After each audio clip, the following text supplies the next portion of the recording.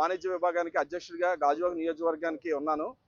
మనం ఏదైతే సూపర్ 6 కార్యక్రమం చేశామో అది విజయవంతంగా జరిగింది. మనం ఏదైతే మహిళలకి ఉచిత బస్సు అనుకున్నామో అది కూడా అమలు చేయడం జరిగింది.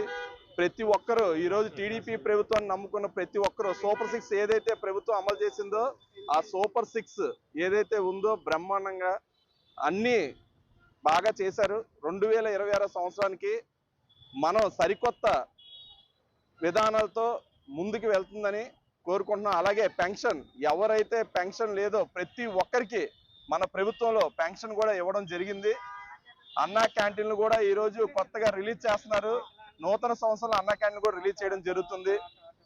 ఆటో వాళ్ళకు కూడా సంవత్సరానికి ఎంత అమౌంట్ అని 15,000 రూపాయలు కూడా వేయడం జరిగింది.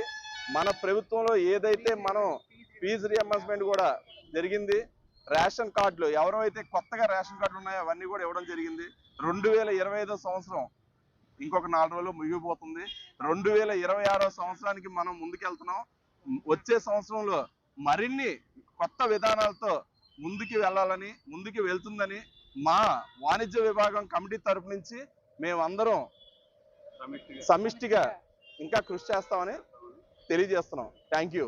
సంవత్సరం పూర్తిగా ముగించుకుని 2026 సంవత్సరంలోకి అడుగు పెడుతున్న శుభ సందర్భంలో మన గాజువాక ప్రజలకి ప్రతి ఒక్కరికి హ్యాపీ న్యూ ఇయర్ మరియు సంక్రాంతి శుభాకాంక్షలు మా వాణిజ్య విభాగం కమిటీ తరపు నుంచి తెలియజేస్తున్నాం.